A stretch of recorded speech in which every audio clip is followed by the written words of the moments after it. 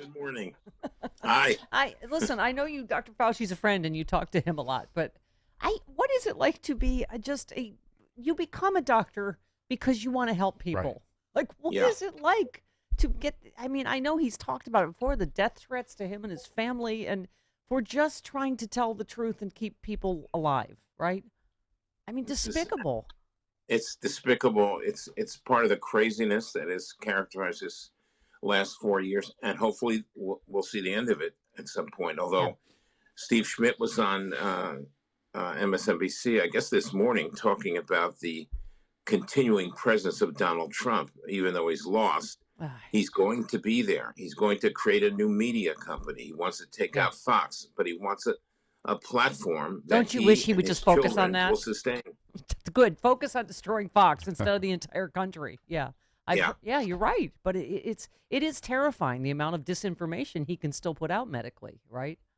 it certainly is. He's a disruptor, a crazy disruptor, and he's not going away. And even if he did get arrested, which I keep saying I'd love to see Secret Service escorting him out of the Yeah. White House, but Yes. he's got his children who are as crazy as he is Yeah. that will be there forever. They're how old are they? 18 years old. How old are these Donald and Eric, and Donald Jr. and Eric? 18. Oh, I mean, that's cute. No, yeah, 18, they're 20, fully maybe. formed Anyway, humans. but they're going to be around for a long time. But anyway, we can't focus on that right now. Yeah. Well, listen, I'm sure you were as relieved as we were about Ron Klain being named Biden's chief of staff, who was the Ebola czar. And we're like, oh my God, thank God. I mean, you and I talked privately, but I was saying, Doctor, it feels like we got to start over, right? With testing and tracing and, lockdowns and masks. And I mean, this is truly Yeah. frightening where we are right now. We are at the highest level of the pandemic, aren't we? And we're nowhere near the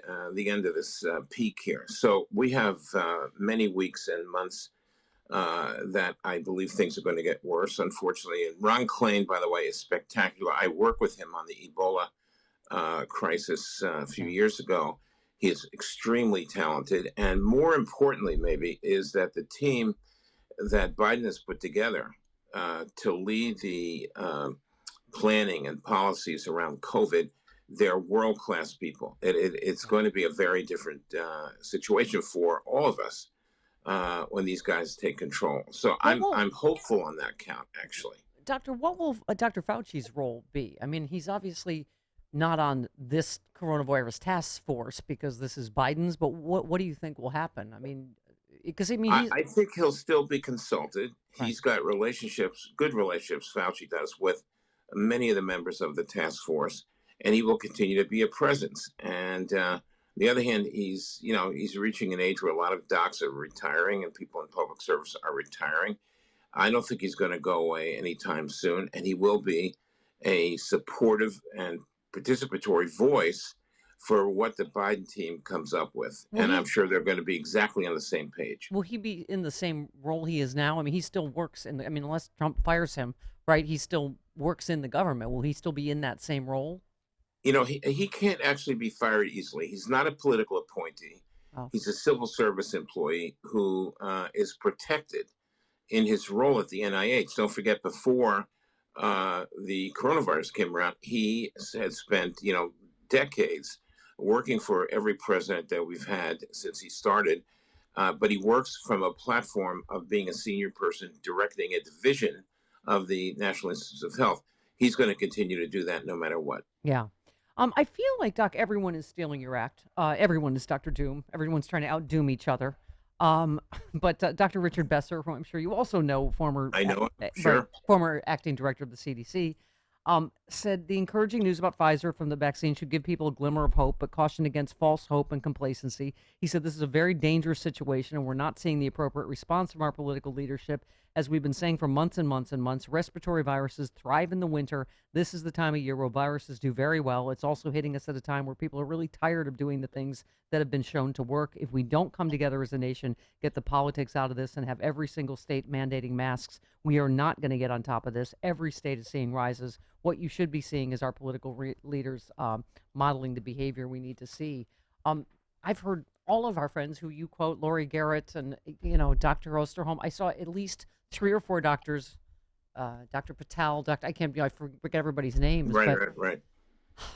Doc, every single one of them is just talking about you remember, you're in New York when the peak was. We're hitting those peaks in, what is it, 43 states? I mean, this Yeah, is really, yeah, truly terrifying where we are right now, yeah. isn't it? And we're not even actually hitting what is likely to be the real peak, which is to come, I don't know, months from now. Yeah. And I think a lot of the people that were predicting a very, very bad winter are actually right. Yeah.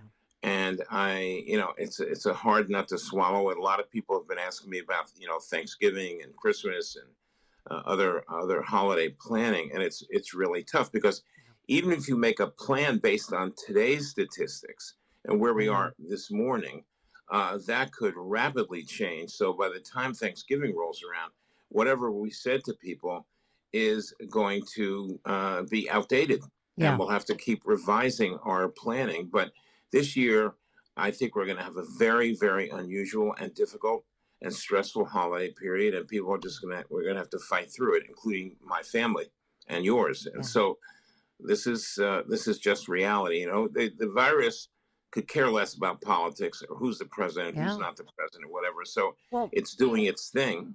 And while Biden is putting together a fantastic team, there's still going to be a lot of work to do to try to get this under control. yeah. Yeah. Well, Doc, I mentioned, and I don't normally talk about this much private stuff, except that millions of families are going through what you and I are, and all of that. And so after you and I spoke, and, because I obviously, and again, it's funny you say that the virus doesn't care about your politics. The virus doesn't care what your personal family situation is. The virus doesn't care. And so, after we talked and I said, I really feel like I have to go see my mom, and we talked through that, I literally saw 4 doctors on TV that terrified the bejesus out of me. That literally Yeah, said, yeah, you yeah. should not be flying this Christmas season, this Thanksgiving or Christmas season. And so it is really a existential moral dilemma for a lot of families, because my mom is about to turn 98, just went into assisted living, has Yeah. dementia, is not doing well in the Hmm. quarantine and assisted living. And so, and for me, I mean, that's the only time I have the 2 weeks off to test and quarantine. But Doc, I got to tell you, I'm terrified. And as I said, everybody's situation's different. But if you're your sole support and your sole support for your family, which a lot of people are, I look at this riffraff here. I keep this riffraff afloat. I mean, I can't get sick. I can't lose my business. And Travis, she's just kidding. Chris, ignore what she just said, Okay, please. I'm I'm totally just ignoring kidding. it. I don't care what happens to all of you. My Right. point is, Yes, as long as we don't get you sick, Yeah. right? I care about Ladies Okay. my and gentlemen mother. of the audience, that's not true what she said. She loves them.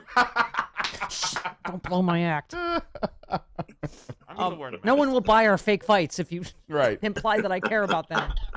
Yeah.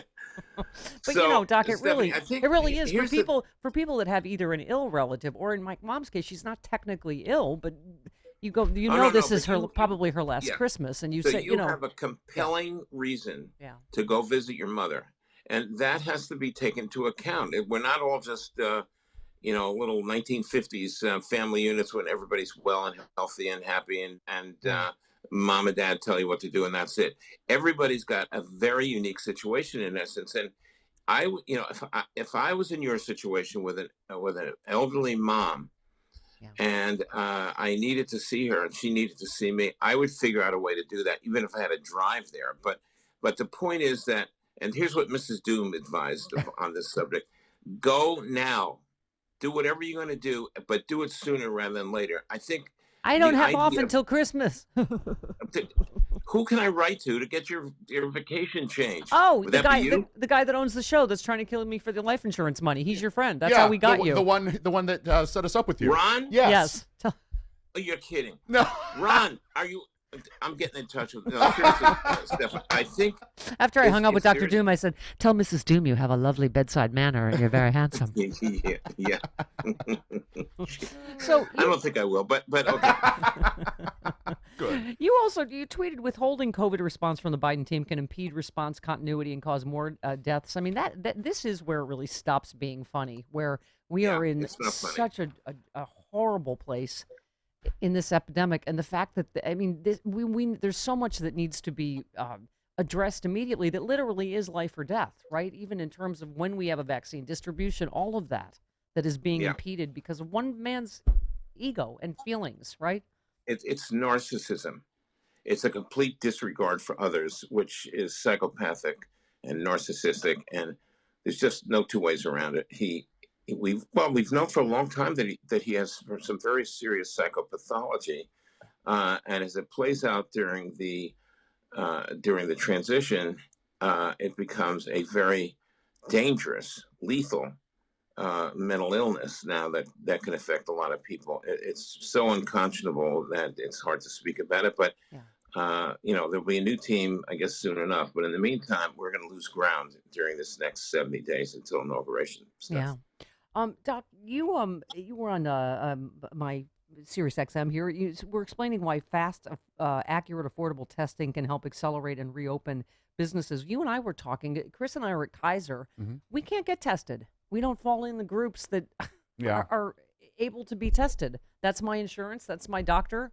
I mean, that's what I was saying about, it's like we have to start over with testing and tracing and masking and all of the things. Luckily, Los Angeles County has widespread testing, but the lines are really long. Right. I can do through Yeah. LA County, but Right. it's not like that's quick or easy either. No, but I think sooner rather than later, we are going to see some very rapid and very accurate tests that have to go to a lab that they're given on site of wherever you are. How soon? And how soon do you think? well, I would say a month, but it's not a really long time. But some of them are really on the verge of being able to be marketed out there, and I think that's something that will make a very big difference. Those long lines are very discouraging for people, and then it takes a day, 2 days, 3 days sometimes to get the results back. Yeah.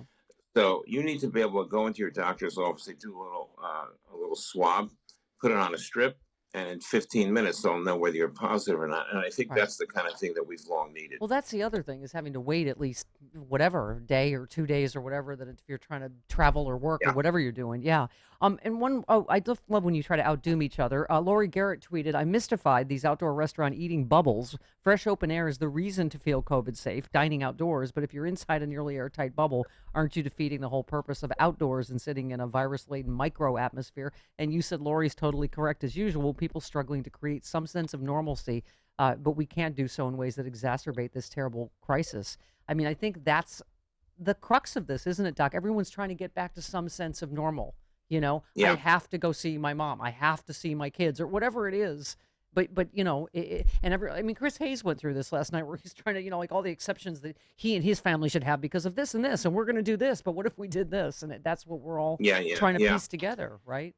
It is slightly comforting in a weird way to know that every single person is probably going through some form of this angst about what it is we need to do right now. Right. This is none of us have ever experienced anything like this in our lifetimes. So this is kind of a make it up as you go thing. But it's really the exceptions that are so problematic. Yes, don't fly. Yeah, but my mom's 98, and I don't know when I'm going to be able to see her again. I haven't seen her a year. Okay, we need to figure out a way for you to do that. Yeah. God forbid, some loved one that you haven't seen in months passes away, and you never got to see them or say goodbye or have some resolution with your relationship, and that doesn't happen. That means you carry for the rest of your life this guilt and sorrow because you couldn't make that last visit. And I think that is a incredibly important consideration. And we need to figure out safe ways to allow people under such circumstances to visit one another. It's not like your college kid who you may have not seen for a couple of months. So what difference? Another 6 months, it's fine. Well, I would say that if your relative is not ill or very very old, it's I would say I can understand where doctors saying just not this year, not now, but that's it. Yeah. But these are customized solutions for every family's particular circumstances, really. Well, you'll always be my family. Tell Mrs. Doom she's going to have to share you and your bedside manner. I could adopt you. Well, yay! Yes, let's do it. I want to be a Doom. This is going in a weird place. But, it's weird. That's weird. That went from romantic to paternal. Okay. Goodbye, Dr. Doom. Goodbye. Thank Thanks, you. Doctor. Bye, guys. Bye.